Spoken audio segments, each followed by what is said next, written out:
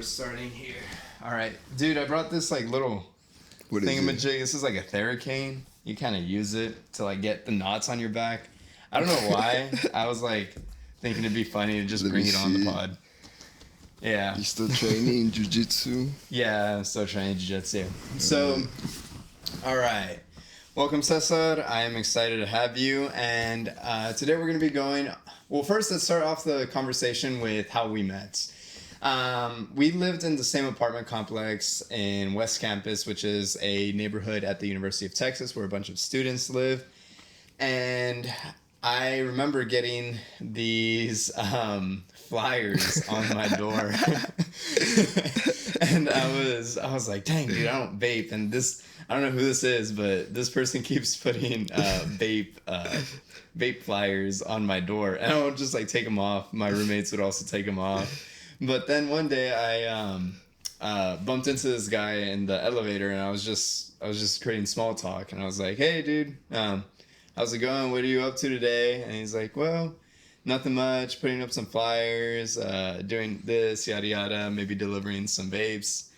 And I was like, oh, cool. You own your own vape shop? And he's like, yeah. Like, have you seen any of the flyers? I was like, oh, you're the guy? So I met Cesar, and I've been finding his story pretty interesting. I'll give a quick summary of you. So you're originally from the Valley, where I also come from a border town, so we had that in common. And you came to Austin to start more of a career, more focus a little bit more on yourself to get yourself around different people, different circumstances, and leave from the Valley overall, right? Yep, exactly. And then from there, you started with the vape business, right? Mm-hmm. Well, I actually started the vape business before I moved to Austin. Mm-hmm. But first and foremost, thank you for having me. I'm very excited to be here. I haven't seen Gabe in about 2 years since I lived here because I moved back to the Valley. And yeah, like Gabe said, when we first met, when I first had moved to Austin, I moved right at the heart of West Campus where all the students live. However, I wasn't a student enrolled in UT myself. The reason why I moved there was because since I was starting this vape delivery service in Austin, I wanted to be right at the center where the main consumers are, which is young people. And it's funny that you brought that up because the podcast is going to be about this newer form of marketing in my e-commerce sites that what I do now. But back then in that moment, we were actually experimenting with a very, very traditional form of marketing, which was the flyers, you know, and the flyer, it said, get a vape delivered wherever you are in West Campus in 15 minutes or less. And then there was another one about like, need a study break, buy some Delta 8 or whatever, and you could get some Delta 8 flower delivered to you. And we ran into so many problems because we did that, but I don't know if we were allowed to do that. But because that didn't work that well, like a very traditional form of marketing like flyers, that's actually what introduced me into what we're going to talk about today, which is SEO and making sales through the internet, and then just all these complete new forms of marketing, right? Yeah, and I'm pretty excited because so I'll give like a quick little summary of what we're expecting to talk about. We're expecting to talk about Cesar's story, how we went from like homeless to last time I talked to you, you were breaking 10K in revenue a month. Yeah, a little more now. That was a while back. Yeah. And then from there, we're going to go into SEO, just a little bit about it, SEO future, the ethical dilemmas of owning something like a vape shop, and the SEO to-do list. The SEO to-do list is something that I'm pretty excited for. This will be beneficial to all business owners and all people that are looking to get into that, and he'll just give you like some of the tips, some of the things that worked for him, and how he experimented with it over the years. Yeah, so I'll go a little bit over the very, very technical SEO stuff, but I think for this podcast, what I wanted to go more over is just the general tips and tricks, like just little quirks here and there that any business owner could apply to their, mainly the Google My Business profile to be more discoverable by new customers on Google and on the internet. Yeah, and for anyone that doesn't really know what SEO is, it's search engine optimization. You could think of it as being first place in the Google search. So, because no one checks the second page of Google. Yeah, exactly. So people say if you want to hide a dead body, put it in the second page of Google, right? No one scrolls past the first page. And well, SEO pretty much like Gabe said, it's differentiating yourself from other competitors. For example, if you have a smoke shop, a barber shop, a restaurant, or really any business, especially here in Austin, you're going to be competing against a bunch of business owners that also have a lot of resources, you know? And we were able to outrank and outcompete, pretty much be more visible than huge companies, huge corporations that were pushing these vapes at 18 years old without really having any money. So we'll go over that strategy a bit. Yeah, so all right, let's dive into a little bit of your story. I feel like that's what makes you a little bit more personable. So I knew you when you had already started moving into West Campus, but before then there was like a little bit more to your story. You said at one point you were homeless. Yeah, so well, just to reiterate on that, I got kicked out of my parents' house when I was 17, so I'll give the whole background on that. I've always been very entrepreneurial, and I grew up with my best friend Daniel, who's now my business partner in all the LLCs that I have, as well as my smoke shop and my e-commerce stores. And me and him, we got into e-commerce when we were 13. I guess all of us kind of growing up, if you're entrepreneurial, you would go on YouTube and you would see these drop shippers, yes. and then the what's it called, the print on demand, and you know, all these like get rich quick type of schemes, which they do work. Don't get me wrong, there's a lot of people doing that, but as a young entrepreneur, it's very attractive. So you click on these videos and you try it out, you know what I'm saying? So I'm pretty sure you've had a Shopify store at some point, right? So we had a few Shopify stores when we were 13. We made a few sales. We didn't know anything about anything, right? But that's kind of what got us introduced into that. And at the time, to make money, we were throwing these huge parties, these huge events. So what I would do is I would make flyers promoting a party and have different people in different schools locally promoting it on their Snapchat and selling entries for $5. And that's kind of like what got me introduced to marketing. But after 30, 40 parties, you know, since we were all minors and there was all these complications that I'm not going to touch too much into, you know what I'm saying? I ended up getting expelled from school at 17. So I got arrested and expelled from school. And then my parents kicked me out of their house consequentially. So it was a very, very tough time for me. That's when I moved out with Daniel. He moved out of his house when I got kicked out, and we got an apartment together. And we were already starting to sell these vapes because I had built up a very, very big platform on Snapchat locally where if I would post something, it would get a few thousand views, you know? So I could pretty much promote local things, sell products here and there. And that's where we started pushing out the vapes and the glass, the bongs, like our pipes, all of those products that got us started. And I guess that was kind of my introduction to digital marketing, like promoting these events and then doing the e-commerce and all that. And when we were 18, we made the decision to grow as people and move to a bigger city, because if all you ever seen is the border town where we grew up, which was our case, the Valley, you'll find that it's a very niche place. You know, these places are very like their own ecosystems. There's not a lot of diversity. There's not a lot of different ideas and all of that. And what we were doing was very, very different. That's when we started to get into SEO, watching YouTube videos and all that. And nobody else that we knew, we couldn't have these conversations about SEO and different forms of marketing with anybody else that was in our direct ecosystem. You know, we knew that we had to get out. So that's when we moved to Austin. When we met you, we pretty much decided to pack all our stuff, take the little money that we had, and come to Austin with no plan. We literally took a road trip in my friend's car. went to Austin, went to UT, saw the different places and signed like the third place that we saw right there at Skylife where we met you. And I was working at HEV. Daniel was working at a pizza place. My other friend Dylan, he was working at HEV. And at the same time, we were delivering these flyers, trying to get the same business we had going on in the Valley, which was delivering vapes in Austin. The thing is, in Austin, we realized it was way more competitive because there's all these other companies that are doing it. This big company that was doing the exact same thing called Schmacked. Yeah, you know Schmacked, right? Know Schmacked, yeah. They would put their own flyers too, and we didn't know all these things. So when we were attempting to go out on the streets, give out flyers and all of that, we experienced a lot of rejection. And I mean, like, a lot, you know. People, when you're giving out flyers out in the street, they're rude, you know. Sometimes like I would give flyers to people that like, oh hey, check out my new delivery system. They'd be like, shut up, you know. Or one time, dude, I swear, bro, like it was like 3 weeks into doing this every single day, I had the bright idea to go to 6th Street Austin and do it there. And I told you this story, right? Or, I don't think so. Oh, okay, so we go to 6th Street Austin, bro, me and Daniel with the flyers, like a backpack full of flyers, and we're just giving them out, right? And I go up to this group of like frat boys or whatever, like it was a good 10, 12 of them.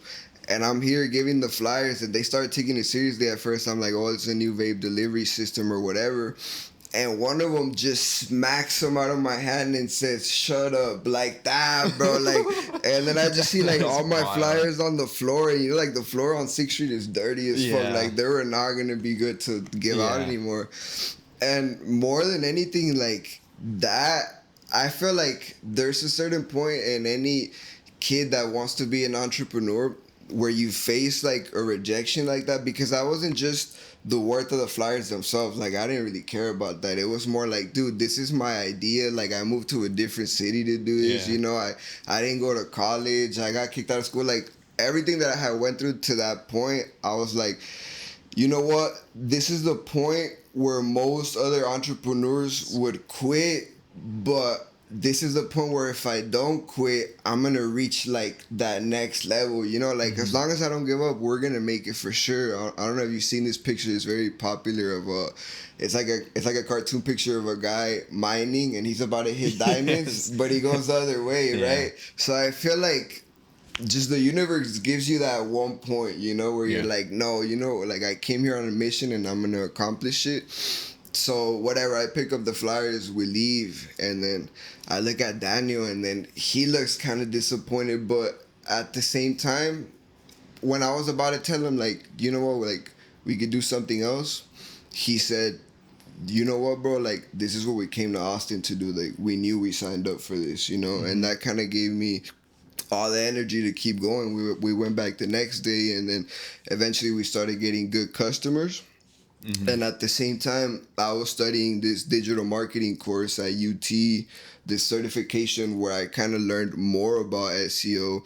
And I want to say it was 2 weeks on the dot right after that day with the flyers at 6th Street where our first keyword hit on Google. It was this very popular vape called Escobars. So we were selling Escobars online, but nobody would click on the website, so we wouldn't really sell unless they saw the flyers directly. But we started applying a basic SEO strategy to the website, not thinking much of it. And one day out of nowhere, Google ranks us on the first page of Google for Escobars. We were like 6th place, and we went from making maybe $50 in sales a day at that point to making $1,000. You know, like from one day to the other on this one product.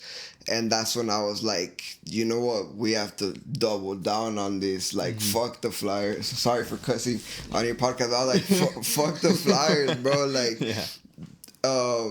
and that's when we started just getting super heavy into SEO, which there's not a lot of information of it out there. So you kind of got to scramble pieces and bits here and there and put it together into a strategy. But that's where like we figured out the winning strategy for e-commerce products on the internet, you know, Shopify. We applied that same strategy to everything else that we sell, and I mean, now we have a store. At our best point, we were doing 100K in sales a month, you know. So like everything changed. Obviously our team got bigger. We needed a warehouse to store all the products. So that's when I was I think the last conversation I had with you was the when legalities of it. Yeah, the legalities. We figured all that out. You know, we pay taxes. Everything is legal. You know, we don't sell to minors and all of that. And actually, we moved on from selling vapes online. We actually only sell just different products now on our e-commerce store, goldenleafshop.com. If y'all want to check it out, those of y'all that are watching it. That's our main one that got us started, the one I'm talking about in this podcast. And yeah, bro, so that's pretty much my story, how I got where I am today. You know, today, as of right now, we have the physical store in Mission, Texas. That one's doing a good amount of sales, you know. It's profitable on its own, but at the same time, I use it as my warehouse to store all the same products that I'm selling online. So the people there that work the smoke shop, they also package and ship out all of our products, which is like glass, lighters, rolling trays, apparel, you know, things of that nature. Okay, I'm gonna move this mic a little bit lower. That way, like your face could, be shown. For sure. And yeah, I just want to make sure you get some of the cool clips of you talking. But I remember we were talking about this. We were always like in the study room of our apartment complex, and in this study room, like I would always bump into them. They would be working on their business, and I would be doing school. Maybe cold calling real estate owners, or like skip tracing real estate owners to try to meet lunch or have lunch with them. But I know exactly what you're talking about. The feeling of like absolute despair that just like hits in the split second, and you're like, goodness.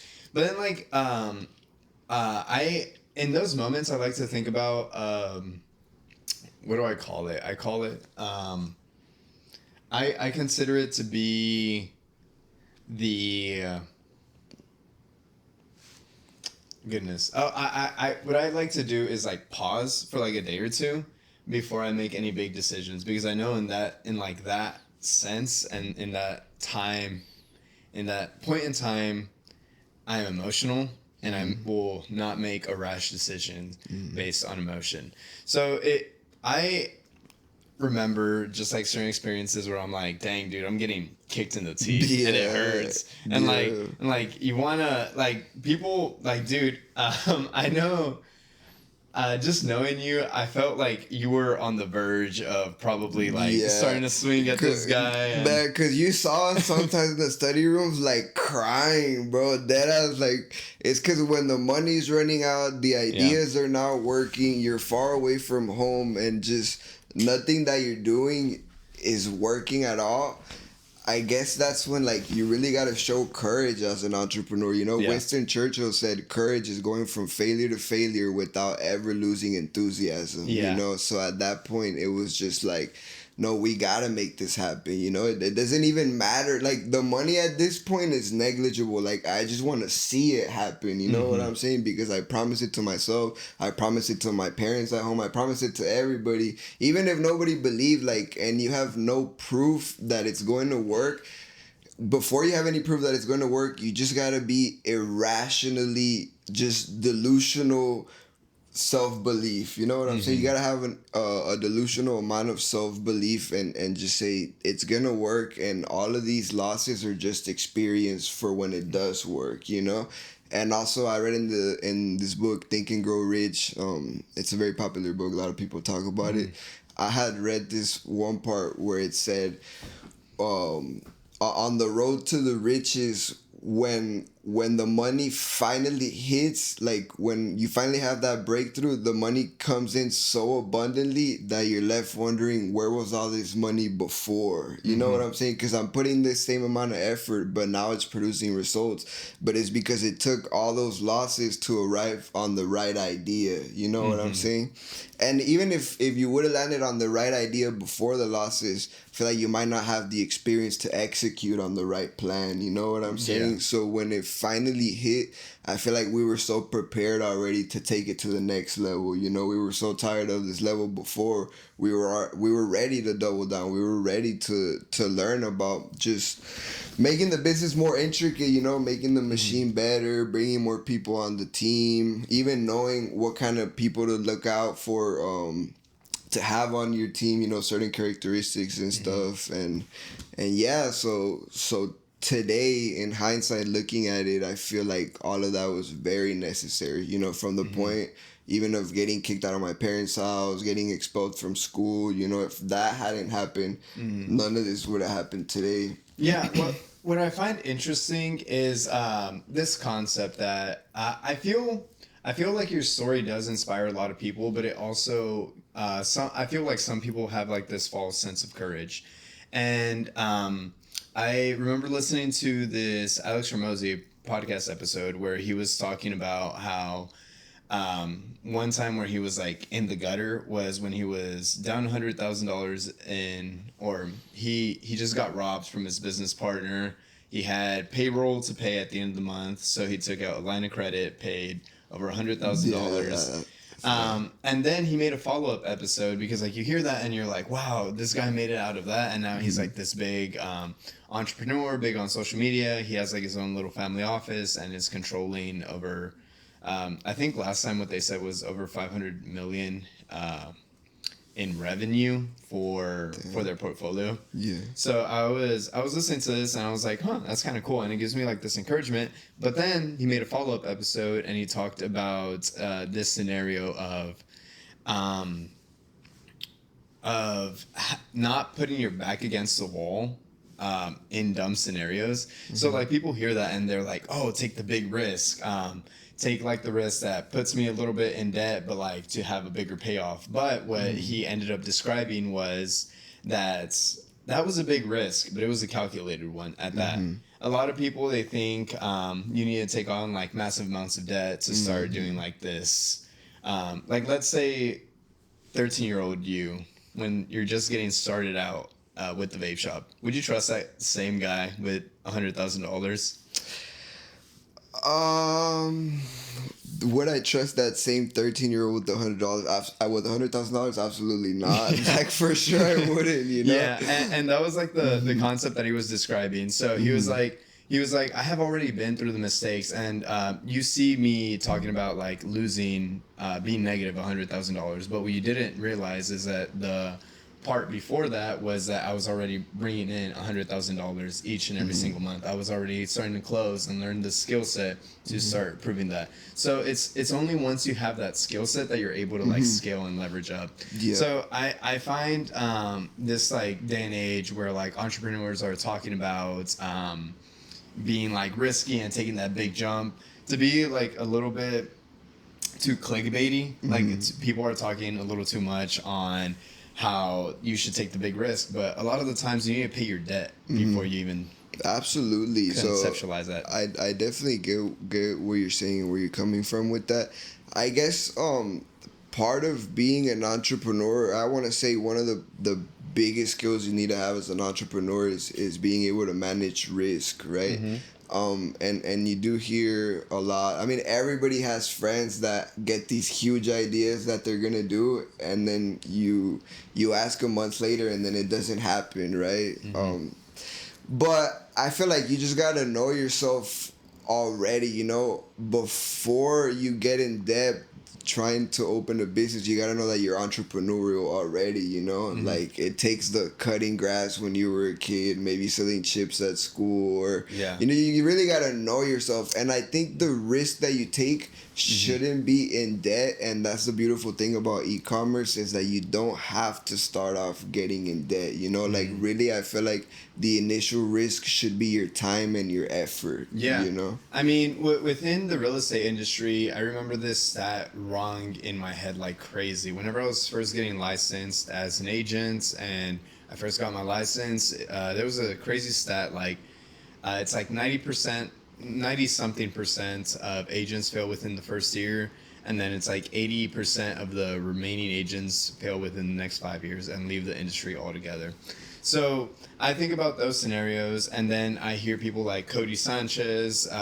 If you don't know who she is, she's a venture capitalist who worked at Goldman Sachs and talks about buying portfolios in big companies. She talks about having income source to fund your side business, and those are like typically the people who have the most success and have like I wouldn't say the lowest amount of risk, but they have a balanced amount of risk. So I just find that pretty interesting. So I kind of want to sidetrack a little bit and go a little bit more into the ethical dilemmas, and then I want to talk to you about the future of SEO and where you see it going. What are the things that future business owners could prepare for? So vapes, they're very cancerous. Very cancerous. They're not known to be like everyone's favorite. Everyone's trying to get off of it. It's a nicotine addiction that's being fed by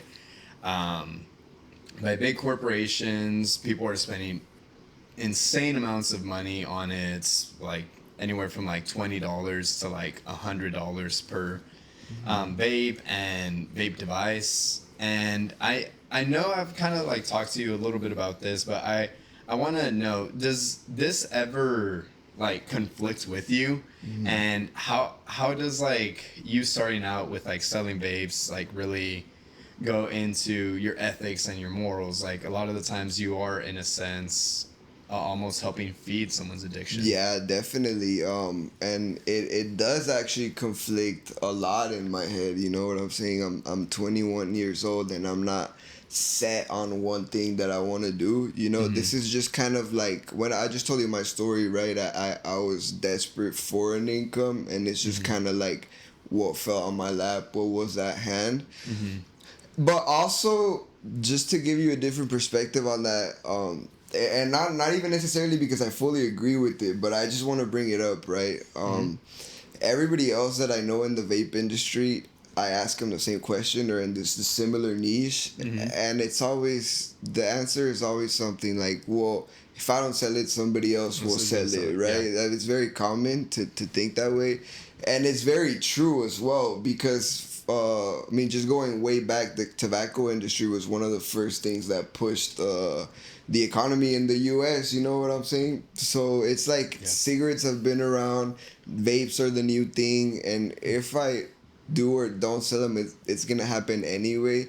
And also, to bring another perspective, is I've always felt like it's good to have an ethical, positive thinking person in a dark industry, like to be a light in a dark industry and not do sketchy things, you know, follow proper procedures. Something very common amongst vape store owners, because I have a vape store, apart from my e-commerce store, I have a vape store, a physical brick and mortar store in Mission. Something very common is like people will sell to minors, for example, and it's like so much more money.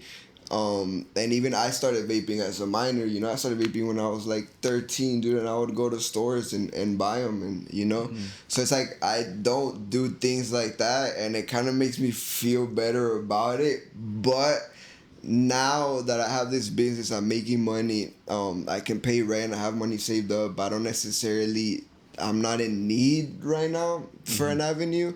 I actually didn't even tell you this. So it's the first time I'm telling you this. I'm actually selling my physical store in Mission, Texas. I'm selling everything that comes with it, and I wanted to move on to more just having an agency and doing SEO for other companies, you know.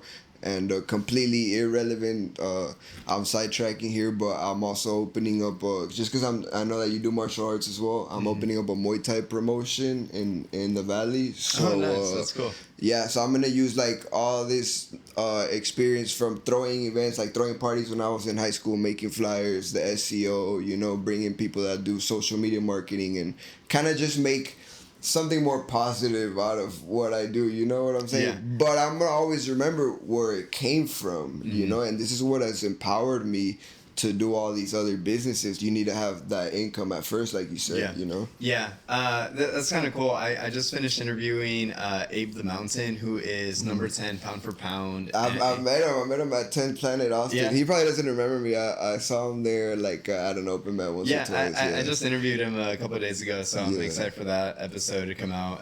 Probably by the time I post this, that episode will probably be out.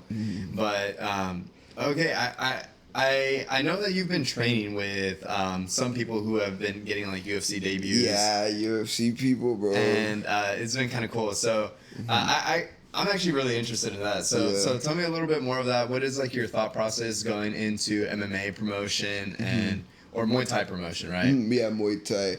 So pretty much it's like the UFC has been getting really big. Like, it's been growing so much since COVID, exponentially.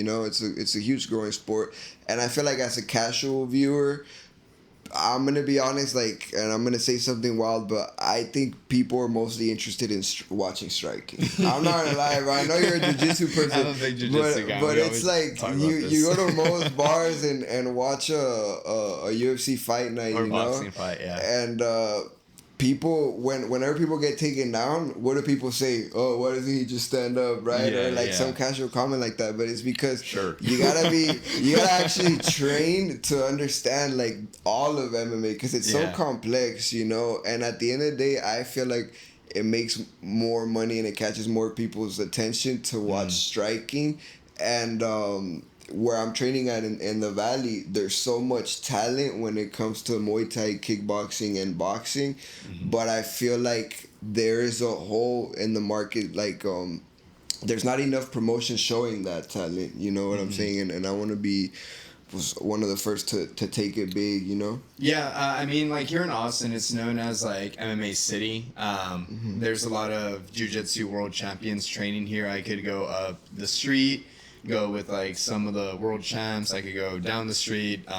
Also train with like the number one person at like Kenzo Gracie.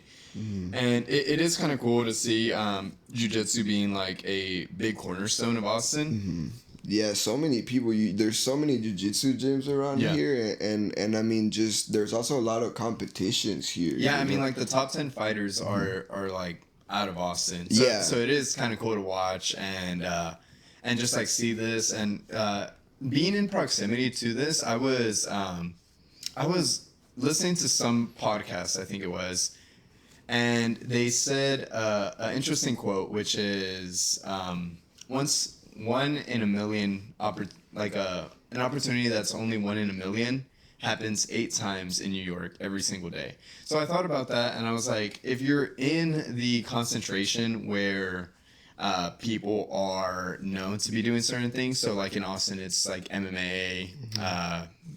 It's also like the music capital of the world, and it's also known for it being like really weird, really active, really quirky. But in LA, it's like acting. New York, it's like finance, making money. So it's like depending on your niche, you want to be in these areas and surround yourself in these areas to be able to grow in those aspects. Definitely. And for example, where I'm from in Mission, there is not all of that, but there's a lot of people wanting to get into that. And when they want to compete, they have to go up to Austin, San Antonio, Dallas, make the drive over there. But we actually have so much talent in the Valley. Like, we have some amazing coaches, Frank Trevino, he was in the UFC. Ivan Bam Bam Valenzuela, he's fighting in bare knuckle. He's a legendary Muay Thai fighter out of Mexico. Diego Ferreira just won in the UFC 2 weeks ago, dominantly, against a very good guy. Victor Martinez just fought this weekend. So it's like there's all this talent, but I feel like I want to come in and just take it to the next level when it comes to Muay Thai and kickboxing. I'm really excited to see the Mexicanos on the rise because I felt for a while we have been taking over like the boxing scene, but like especially with like Brandon Moreno's big win, like that was like when a lot of Mexicans were finally put on the spot. Yeah, and it's like kind of cool. So I'm excited to see that. Dude, honestly, I might take a trip down to the valley. Yeah, to you should, bro. It's crazy. To I ran into you in the valley one time randomly. We did bump it. And like, was it South Padre? Yeah, South Padre. I ran into you. That was hilarious. Random crowd of people. Okay, so now I kind of want to talk about like SEO. So you've already established that you've already had some success with it, and now you're starting to help other business owners with it. Where do you see SEO going? Why should a business owner be like, Cesar, I've been hearing about this SEO, but I'm kind of an old head, and I'm not gonna lie.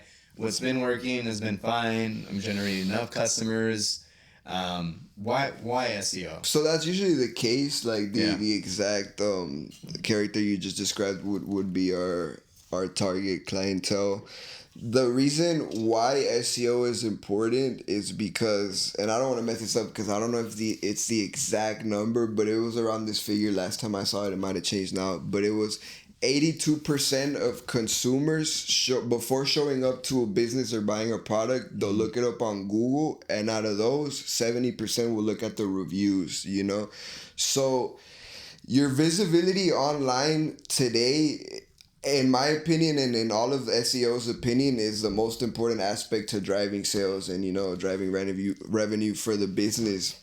No longer, gone are the days where people just leave the house and then try to find a business on the way, you know? Like, let's say I want to leave right now and I want to get tacos. I'm not going to go to the street and find the nearest taco place anymore. I'm just going to look it up on Google and see which one. Or even TikTok. Yeah, or TikTok. So I'll get into that. And so I'll look it up online and see which one has the best reviews, right? And previously, because SEO is ever changing, pretty much SEO is just manipulating search engine algorithms into coming out at the top of results in any platform. You know, that's the basis of SEO. Previously, when people thought SEO, they thought Google, and Google is everything, because it was. Now, with TikTok arising as a very popular search engine, Google's lost a lot of market share when it comes to monthly searches to TikTok and to Twitter, actually. And this is something that's just starting to happen now.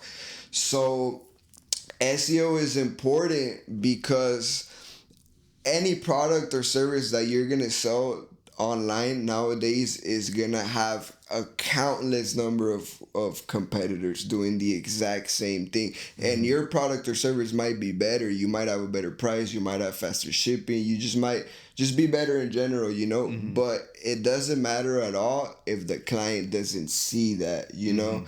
And a lot of times I'll go to a business owner and I'll tell them about SEO, and they'll be like, oh yeah, I already have that. Let me show you my website. I take a look at the website and it looks really good, but then I run an analysis on it and it's getting 0 clicks a month. You know what I'm saying? So it matters for you to be visible the most out of anything. Yeah, I was actually listening to this podcast recently about some marketers. Oh, I forgot what it was. Let me find it because I know it's right here. But I was listening to this podcast, and a lot of them were starting to. Oh goodness.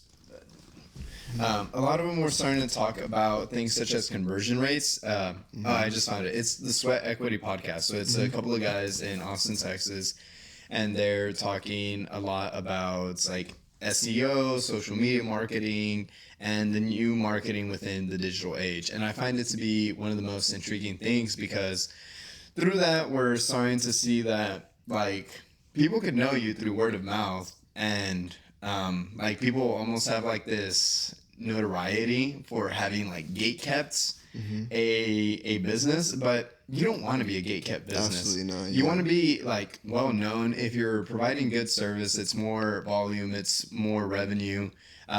I had one of my friends, Andre, come on here, and one of the things that he talked about was once he had enough volume, he was able to just double his prices and then keep the same income with a lot less time. And I feel like that's something that a lot of businesses want, but you can only do that once you're popular enough. Exactly. And once people are demanding so much of you that you could say, I'm okay with losing a certain portion of you to keep my income going and to keep the quality of this. Yeah, absolutely. Yeah. So, I know Instagram is also starting to having search engine optimization. Search engine optimization. So I'm starting to see this, and I'm like, dude, this is like a bigger ball game than I thought. It's starting to be like the new thing that a lot of people are talking about. I've heard of like SEO, and there's like some tools that I remember you recommended, like SEMrush. SEMrush was one, yeah. SEMrush, Ahrefs, Surfer, just depending on what you're optimizing for. Yeah. But there's so many things you can optimize for, right? Just depending on what business you're in. Like your business might be more heavily searched on Instagram. Your business might be something that you only find on Google, or your business could be in all of them. So let's do 3 scenarios then. Let's do an e-commerce scenario, a local brick and mortar scenario, and one that does both. Because you've done all 3, right? Both, yeah. So I've done all of those scenarios, yeah. So actually, I feel like I could give you one answer for all of it because of the state SEO is in today. Okay. So talk a little bit about that. Yeah. What do you mean? So let me actually get into what the state of SEO is today, right? Because it's something very, very new. What's happening? AI is now in the hands of everybody, whereas before AI was gatekept, like you said. So now over 95%, like I'm talking 95%, you can look this up, those of you that are listening to this, over 95% of today's content on the internet is AI. Like only 5% is human made, because before, to write a blog or make a post or whatever, you would have to have a team of digital marketers that make it, make good content so it could rank or on any search engine. But today you could tell an AI a certain description of a concept and it'll make you posts, it'll make you blogs, it'll even make you videos, it'll even make speech. So what search engine algorithms are looking for today is content that has social proof. And that also could be manipulated by AI, but you have to be really advanced at it. But let me give an example of this. Before on Google, if you would search up a random question about a random topic, let's say, I don't know, top 10 best restaurants in Austin, right? You would see a bunch of blog posts as the first results on Google, and it would all be pretty much just paid advertising, It wouldn't really necessarily... It'll be like Yelp and just local directories like that, Bing places for business, just stuff like that. And it would just be a whole bunch of results of whoever paid to be there. It wasn't actually giving the user the user intent with which to get the best restaurant in Austin, right? Now, if you look up things like these, you're going to see the second and third place always being Reddit or Quora. That's today, and that's because Google and all of search engine algorithms have not figured out a way to differentiate AI content from human written content, because AI content has gotten so good, So now what these algorithms are doing is they're using social proof as the best way to determine quality content. So Reddit is a platform where they work by upvotes. So if you say something that's legit, that's real, and a lot of people agree with it, you get a lot of upvotes within a community, and then Google recognizes that as social proof. Like, okay, this is better than any of this other stuff that could have been AI, right? So in today's world, when it comes to optimizing for visibility of your business, what you really got to focus on is reviews, testimonials, likes, comments, shares, just interaction. And that's already assuming that your content is good. You know what I'm saying? Because good content doesn't cut it anymore. Today, we're talking about views, shares, interactions, likes, reviews, testimonials, and all of that. Now, if you're a small business that doesn't necessarily get that interaction now, what today's SEO strategy looks like for you is honestly faking that, like fake it till you make it type of thing. So if you have let's say a brand new taco shop, a brand new vape shop or whatever, you don't have a whole bunch of people coming in and out as soon as you opened it. But what you can do is call a lot of friends locally and tell them to leave a review on your business, Put on the review, this is the best taco shop I've been to in Austin. So then when people search best taco shop in Austin, Google will associate that people have been saying that about your business, and then you come out on top, right? Yeah, it was kind of interesting because for a while I worked as a realtor and as a notary, and I've seen a lot of these things like start being implemented. So shout out to Hermoso Mobile Notary. You actually gave me the idea to become a mobile notary. And becoming a notary has been like one of my side gigs to just get like some extra cash whenever I'm needing a little bit extra for rent or things of the sort. And one of the things that I did was I was like, if I'm going to be working with a mobile notary shop, I want to make sure I'm working with like the one that has probably some of the most volume and some of the most customers, because a person with more customers is more likely to be able to give me more opportunities more scenarios. So I looked, first mobile notary that I found, he had over 500 5-star reviews, and I was like, let me call him up. Called him up, we set up a meeting. I ended up becoming a notary for him, freelance.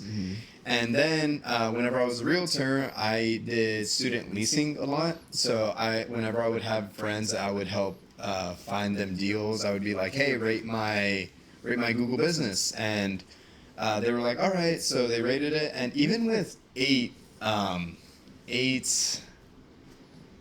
what was it? It was eight 5-star reviews. I started getting like some calls, like people being like, "Hey, I saw that you help with like leasing," but it wasn't like a substantial amount. But I was like, "Oh, it helps like to add maybe 1 or 2 clients," and that was just with 8. So I think SEO is like this relatively new thing that a lot of people aren't really advancing in, because it's very confusing to people. And because of that, I feel like the competition is still pretty stiff, but it's not as much as there is on social media. Absolutely. So I feel like you hit it right on the spot. Like, when people think digital marketing, they think social media right off the bat, and they never stop to think Google, which is crazy, right? Because Google is so big, like so many people, or even Facebook. A lot of people skip out on Facebook too. They just go straight Instagram or try to get a TikTok account blown up. But really, Google is a lot simpler, like if you're doing straight e-commerce, as a brand new beginner, I would argue that doing SEO is a lot simpler than making content and trying to drop ship something, but going back to what the things that are important in SEO today, because I want to touch on this again. I feel like I gave a very broad, generic answer. Like, everybody's going to tell you that interaction matters, right? So I feel like I want to touch on some more of the technical aspect of what interaction looks like and what you could do, because right now, like you said, you searched up a notary and you found the one with the most reviews, right? Yes. And you automatically gave it the credit that like this is the most well-established business in this niche in the area. We did a notary for Robert F. Kennedy, the vice president's elect. So they called us, and they're presidential. So that's just to say that even like presidential candidates see 5-star reviews and they're like, whoa. So I want to make a comment on that. Like, just because a business has the most reviews and it comes out first on Google, all that means is that they have a good SEO strategy. You know what I'm saying? Because I have clients right now that are just starting with 500 reviews on Google, bro, and they're all written by me and my team. You know what I'm saying? So it's like these things are meant to be faked. Anytime there's a search engine algorithm, there's so many factors that they use to rank things, but SEO is pretty much the game of guessing the sweet spot of what's gonna rank first. You know what I'm saying? And for example, I made a brand new YouTube channel. I think this is the best example when it comes to SEO on other platforms that are not Google. When I made the Golden Leaf YouTube channel, it was brand new, and the first video that I put out got 50K views. And you know, that's like unheard of for something brand new. You know, like the algorithm hasn't really picked you up. Like, you're not supposed to get that many views. And the way we did that is by finding a unique opportunity to be very, very visible, you know. So I'll give the exact example just to show proof. The video is Escobar's review on the Smoke Golden Leaf channel. And what we did there is we saw that the Escobar's word itself, the keyword, was very, very competitive. There were so many videos on it, right? So we were never going to rank first and be visible. So what we did is that we saw when you Google something about Escobars, anytime you Google any question, actually, there's going to be a little section that says FAQ, frequently asked questions. And it's like a drop-down menu with 3 things. And then you click on it and it gives you a brief description of the website that you're about to click on. You know what I'm talking about? I think so. Is it like, so you'll have like, It's you'll Google people something? also ask. Yes. Yeah. And then it's like questions, and then you just click like the little triangle thing. So the I know exactly what you're talking essentially what the people also ask is if you put anything like Escobars, then the people also ask will be like how to recharge Escobars, what are the best Escobar flavors, just other topics that surround this main keyword but have less volume, but people are still searching it. You know what I'm saying? So the unique angle we found there to rank is, remember when I told you about the Reddit upvotes and how when you post something on Reddit, it automatically gets ranked like that? So we saw that the competition was these huge millionaire corporations selling Escobars, but there was this one question that got a lot of volume: how to recharge Escobars. So we wrote an article on Reddit explaining how to do that, linked our video explaining how to do that on YouTube, and then the video ranked on the people also ask. So anytime you search up Escobars, it'll show up like people also ask, and then the video how to recharge Escobars, right? So that directs a lot of traffic to that one page. And I guess what I'm saying is, if you're just starting out in e-commerce, they're trying to push a brand or a product like clothing or something very competitive, find the little things that aren't so competitive around that one thing that you could compete for. You know what I'm saying? So if it's, I don't know, give a random example, like real estate, you know? They're like, if you want to rank for real estate in Austin, that's probably so hard. Yeah, but what is like a more agents. So what is like a more specific keyword that could be real estate? Apartment locator for students or for college students, you know what I'm saying? And then make content around that. And then when you surround this keyword with all the content that surrounds it, these search engines will automatically start ranking you for all the content surrounding that keyword, you know? I at least like within West Campus, whenever I was doing apartment locating, I'm not doing it anymore, but there was a monopoly because they had figured this out. And there was like one company that was just running the entire like rental market within this 78705 area code. And it was kind of insane to see because they had a tight grip to the point where students were like the ones challenging it, but they couldn't really do much because what student is going to be like caring about a neighborhood that they're only going to be in there for 4 years?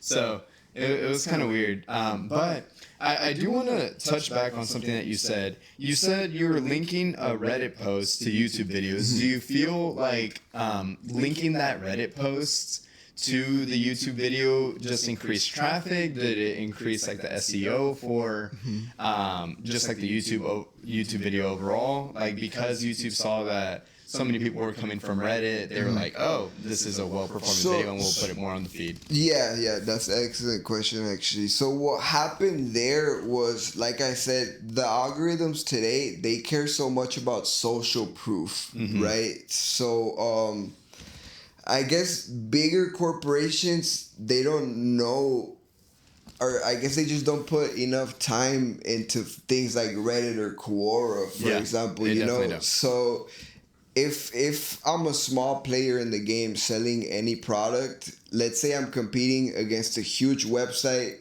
I'm gonna use the biggest example for this, Amazon, right? Let's say I'm selling a product that's on Amazon. No matter what I search, like if it's similar to that product, the first result on Google is always going to be that product on Amazon. But we've always managed to outrank it if we're selling the same thing just by looking at the Amazon page of the product. And I'm talking about the amount of reviews, the amount of pictures that they have, the amount of words on the description, and just doing more than that, and then giving it social proof. So by doing that, you're just saying that you would get a product, and from there you would have it on your let's say websites, and let's say we're doing this Theracane. This Theracane is like $20 on Amazon, and you're also selling one on GoldenLeafShop.com. Yeah, for example. Yeah.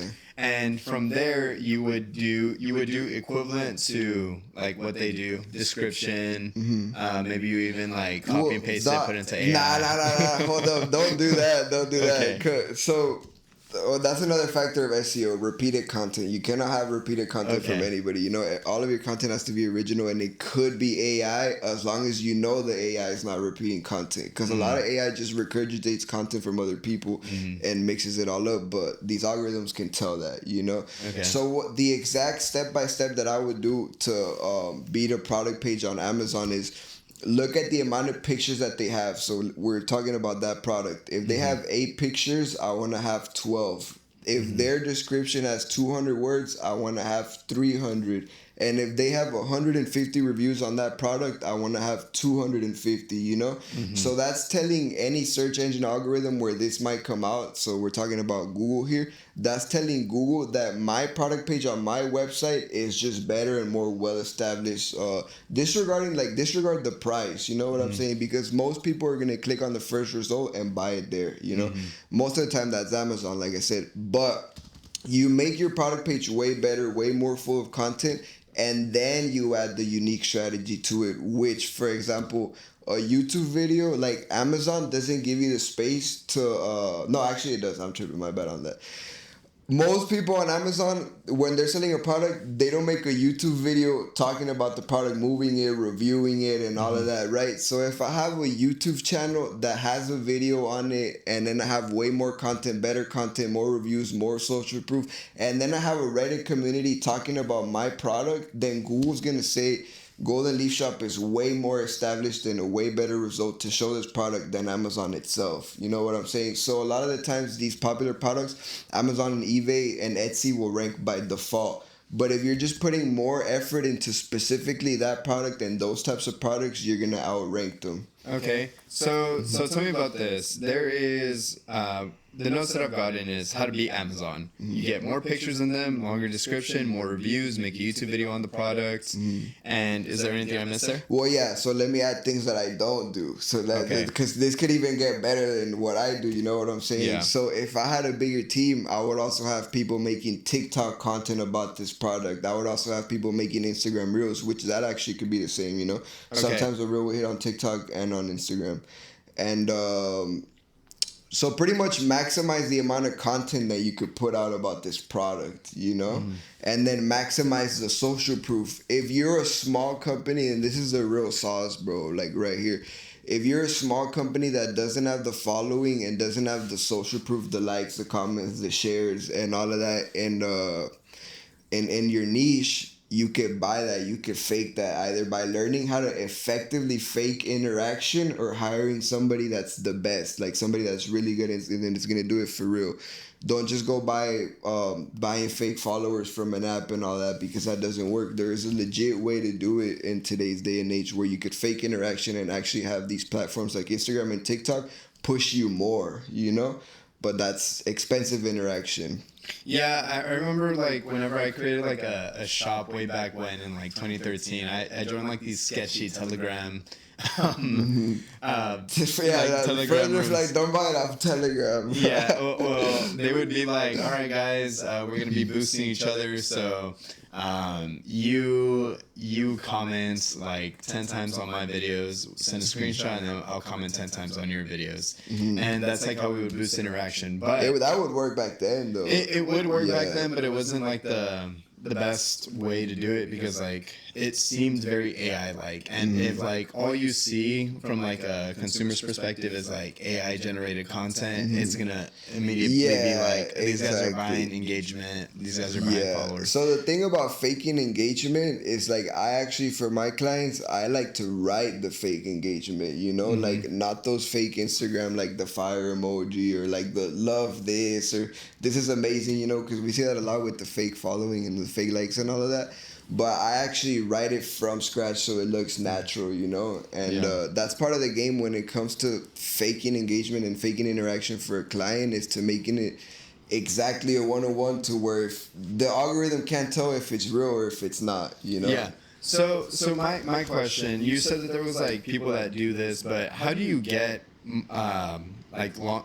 Well, it's pretty easy to get more pictures, longer description, but more reviews. I feel like that is like the one that most people would probably struggle with. How would someone go about getting? So if we're talking about most people,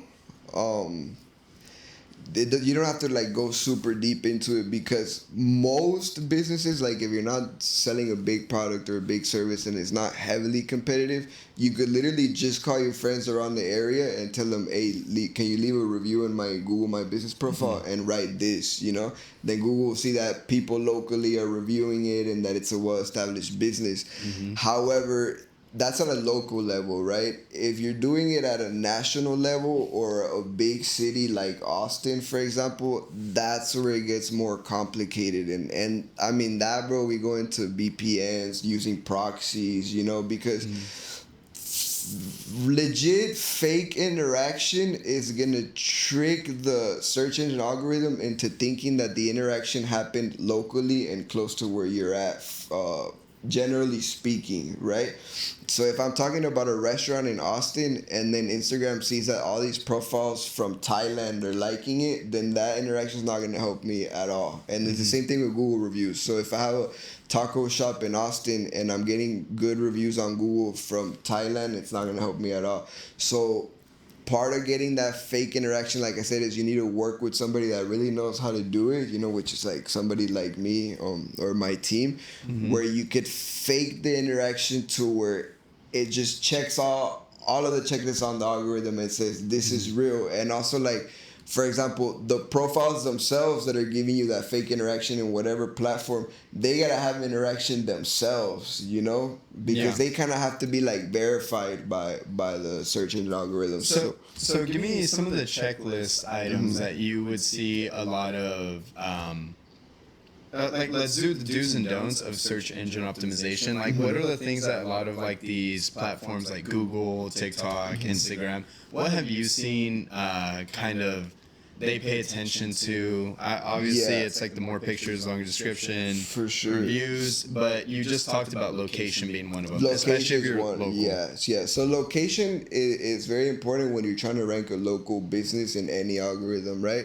That's a very basic one. But then it also goes into, if you're going to do the work yourself and you're going to go make a bunch of fake profiles in a platform, then those profiles, like I said, they have to have social proof. So like when it comes to Google, I can't just make a fake profile and leave one review at my business. Like I actually first, this is some sauce from my agency, is I actually first have the profiles review other businesses locally, you know? So like I'll review the Chick-fil-A closest to my smoke shop and say the service is good, like the service is crazy. And Google's gonna associate me as I'm a resident in that area.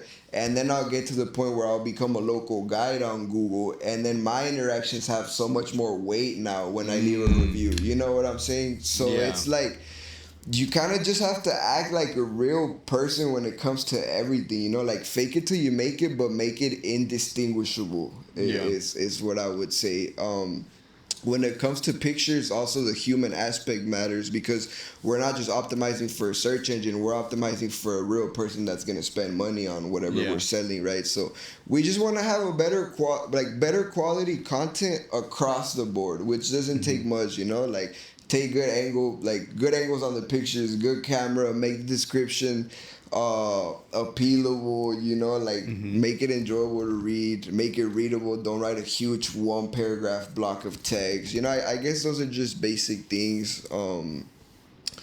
What else? Do's and don'ts of SEO. Yeah, let's talk some about like the red flags. So you talk about duplicated content. Oh yeah. Don't do duplicated content, and because it's basically regurgitated a lot of the times. It's just not original. Like, one big thing in anything, I mean, just talking about business in general, is you have to provide real value to the consumer. So the consumer being the search, the person who's searching these keywords that relate to your business, right? So you have to provide new information to the niche. You know, like, new statistics help a lot. Like, if you have a blog and you come out with the new statistic, that helps you a lot. Also, a big don't, going back to fake interaction and the fake Google reviews from your friends and all that, a big don't is don't do it in a repeatable pattern. So for example, don't call all your friends one day and tell them leave a review, and all of a sudden Google sees you have 30 reviews in one day, you know, because that's a big red flag. It's fake. So you have to be sporadic about these things. Make it random. Make it very human-like, you know. If you look very human to the algorithm can't tell that you're not human because it doesn't have eyes to see. You know what I'm saying? So this is like where a little bit of the grind comes in, and this is like what can't really be automated, because this is like more you putting in the footwork, you doing like the manual labor for it. Yeah. And a lot of the times you just do this for your like client, right? Yeah, for the client, I do it for my own businesses as well. And this is where, if you're really serious about SEO strategy, this is, once you did all the basic things, this is where you want to hire somebody that knows, you know. But the thing about digital marketing and SEO is that there's so many people that claim that they know SEO and they know how to do it, when really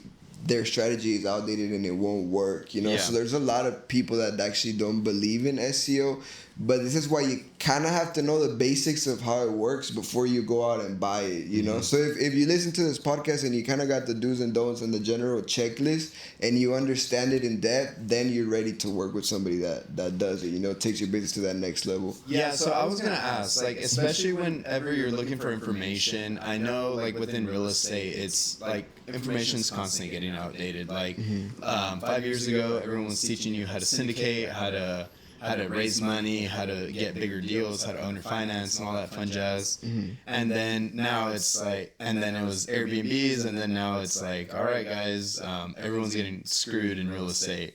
So how are you getting new information that keeps you up to date, and how are you getting like new strategies that are allowing you to distinguish yourself from like other SEO marketers? So me personally, I like to talk to other people at the highest level of SEO that are doing it effectively right now, you know. So honestly, ignoring all the there's a word from just the people that sell courses on it, to be honest with you. Like, there's I get every single day on Instagram like those ads of people with I have my Shopify store and I could teach you how to do this or whatever. But I, for example, in 3 months I'm flying out again to Chiang Mai, Thailand, for the world's biggest SEO conference that Matt Diggity organizes, and I talk to all the other people, you know, kind of pick their brains on their strategies and see all the unique things that they're doing that I could incorporate into my own. Just because SEO is not something that you go really like take a course on and you learn it, you know. It's something that changes every single day, because these algorithms like Google, they see us as their enemy. Like, no algorithm wants to be able to be figured out and controlled, you know, because their intent is to be the best result, not specifically your client, you know.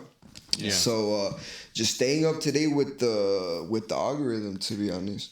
So it's like understanding like what is getting pushed, like daily. Understanding what is getting pushed. So that's like where you use like a lot of like your tools, like SEMrush. And is it like a lot of like manual kind of like going through it? Like, what is this person doing different? Well, I think an entrepreneur's nature is to automate everything that you can automate and to delegate as much as you can. You know, so I would say pretty much the only manual thing about it is the idea itself, like finding a product that you really want to put all the strategy into, or a service, you know. So what that looks like is just doing a lot of keyword research on platforms such as SEMrush, seeing how much demand there is for a certain product like right now, or sometimes I'll look at a product that's being drop shipped heavily like on Instagram, TikTok Shop and all of that. And then I will look at the competition on Google, see how much monthly search traffic they're getting, and see if I have a place where I could fit in and still get a 30% margin on it. Yeah, so let me see. So I'm currently writing notes, and to summarize a lot of this, I feel like that's a lot of information and a lot of game that you just gave out. Yeah. So it's pretty cool because you just broke down and demystified SEO, and people are probably going to be like, goodness, I'm starting to understand it a little bit better now. I'm starting to like understand that it's like a game of figuring out the algorithm. Because that is, in a sense, like what we all want. We all want to like understand how to be more visible, how to be like more popular as businesses, as consumers, as micro influencers and all that fun jazz. Yeah. So what you've said is reviews, testimonials, like shares and comments, and linking external platforms to your content. Yeah, tying it all together. Yeah. Making sure everything links with each other, yeah. And then from there, I know that you were talking a lot about like this is like everything you're gonna do. So can you, in a sense, make a to-do list that's top 5? And then like if you have more, like we'll go into the top 10. But what was like the one thing, like if you only had one thing that a business owner was like, dude, so much information, I gained a lot, but I'm gonna probably only implement like one thing out of this episode. One ranking factor? One ranking factor that like helps you substantially more than the others, or is it? Well, here's the thing about that question is none of these algorithms, their metrics are not public at all. So if I say one thing and like all SEOs are watching this video and they hear me say this one thing, they're gonna be like, nah, what the fuck did he just say? You know what I'm saying? Because it's like it's pretty much subject to opinion and industry and niche, like one thing to focus on. But let's do 5 then. Okay, yeah. So, but I did want to give you the one thing answer today. I would say human-made content that gets interaction. You know, today a lot of people are putting all this emphasis into AI, but AI doesn't necessarily make good content. You know, like we still need to get creative as humans and provide value and make our own content. I guess that's a very general answer, but when it comes to ranking factors that are measurable... Sorry, quick question on the other part. Yeah. Is this like creating human-based content on social media platforms or on Google, or like what do you, like what platforms would you create this on? Across the board, I would say across the board, because like I said, a lot of big players in any game right now are pushing out so much AI content when it comes trying to rank on Google, trying to rank on search engines. Like a lot of the times, even Reels today will be AI made content from other human content, like chopped up clips of stuff. You know, we've all seen it, the brain rot content. And Instagram is actually starting to push back against that. I've been following like people who like keep up with like the Instagram updates, and they'll just give like reviews. And they said that they're gonna have like a huge pushback on refurbished content. So I was like, yeah, exactly. So these are the search engines fighting back. You know, fighting back against the AI. So. Yeah, so what I'm going to say, the one thing to focus on is going to go against what most people are saying today, or most people are saying focus on AI. I'm saying focus on human-made content because these search engines are starting to fight back against AI. So I would say just focus on being creative, being a real creator, you know, actually fucking creating value and making your own content. And when it comes to the metrics and the technicalities, focus on human interaction, or at least interaction that looks human, you know, which is the reviews from your friends. At least at the bare minimum, if you have a business up on Google, have every single friend that lives around the area, or every single person that you know that lives around the area, leave a review at a random time. So that's first thing, because as a human, encountering this business, the first thing that you're gonna look at is the pictures and the reviews. You know, so reviews are always gonna be heavily important on anything, because for Google and for these search engine algorithms, reviews, that means social proof to them, you know. So I would say getting reviews, faking them, or getting real ones. I found an interesting strategy. Like most people, they do this really well with either letting, at least like with the University of Texas, we are very populated, and it's like a huge concentration of people in a small, like a very small niche. So a lot of companies come and start offering free stuff to us because we're like their target demographic a lot of the times, and it's easier to go on college campus, pay some college student like $100, and they'll give out like free stuff like Rain, the energy drink owned by Monster. Monster pays like college students $100 to just come, give out free Rain, and now they're walking around with it, and everyone's basically marketing it for them. But you could also do this in a sense that, hey, if you want like maybe a free product of ours, or if you want a discount on the next service, you can just leave a review.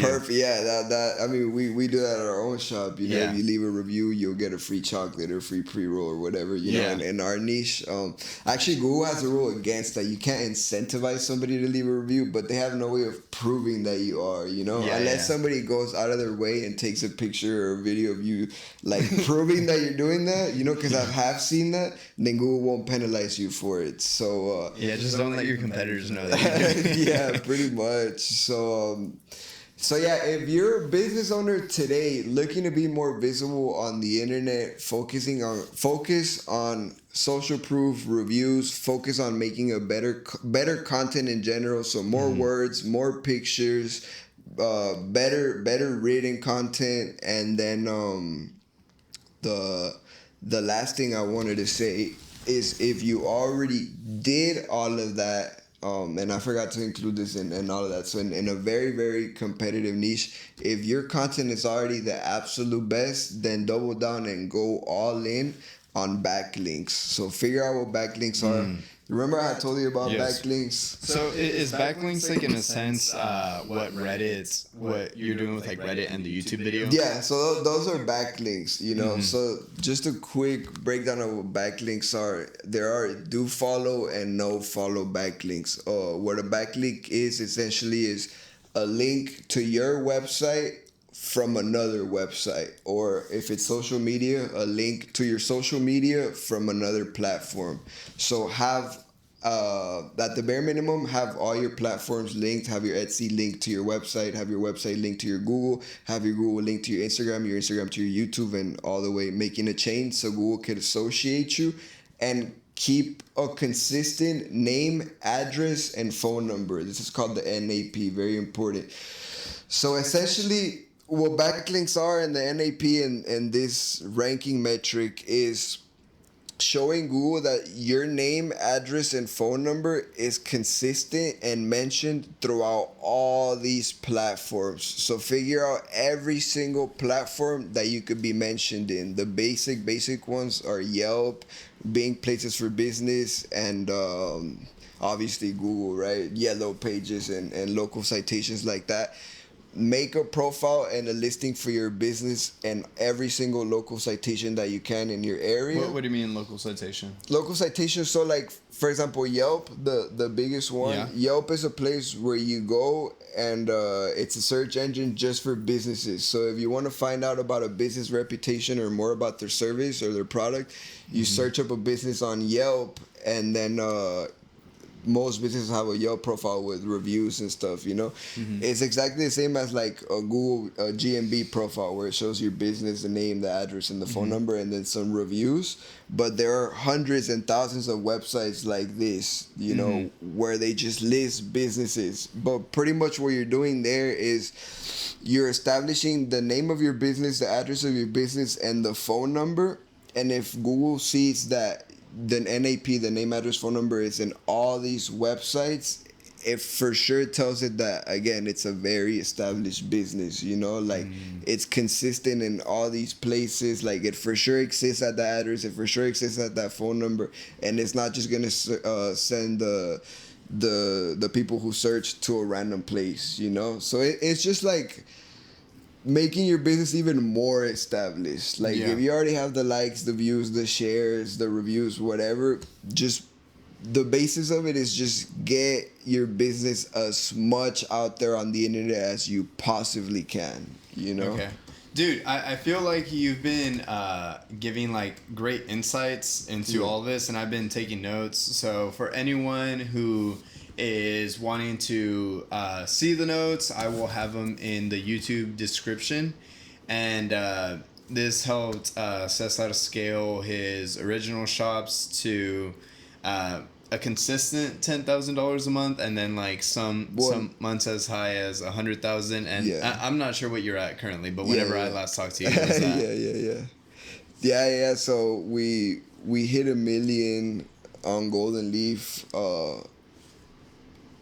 90 days ago. Like top line? Yeah. Like from when that website started, you know. So that was like from when I started making sales, because the sales before that were kind of negligible into the whole mill, right? But it took about 1.5 years. So I want to say in 1 year we were about like at 750, you know, and then in these past 3 months we made it to the mill, you know. So we're just growing from there. Like I'm also very new to this, you know. I'm only 21. I've been studying this game for about 4 years, so I'm excited for what's to come. And I kind of want to add to your like qualifications. You went to University of Texas and got a certificate through them. Yeah. So at the beginning of this podcast, I said when I moved to Austin, I wasn't enrolled in UT because I wasn't. It was like once that I was there next to UT, I was like, I might as well study something, you know.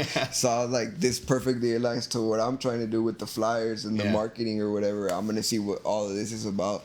And that's kind of where everything took off, you know. From that course, I learned what SEO was because UT, in that course, they kind of mentioned it. And then I doubled down. I dove deep into it more, and that's what hit for us. Yeah, and for someone looking to get a little bit more in this, is there like any books, any podcasts that you recommend? Anyone that, anything or any resource that you for look SEO to? Specifically, I would only recommend actually Matt Diggity on YouTube. He provides a lot of value, and he breaks it down to where anybody could understand it. He breaks down very complex SEO for the average person. So I would say him. He has a huge platform on YouTube too. Okay. And he's the one that hosts this conference I'm going to in Thailand in a few months. So you said Matt Diggity.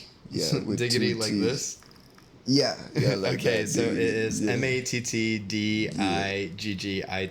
Yeah, I actually met him in Thailand when I went to his conference. He's a cool guy, and he's very knowledgeable, multi-millionaire off SEO, and he's one of the biggest characters in the game. Okay, that is cool. So I just want to thank you, Cesar. Do you want to plug in anything?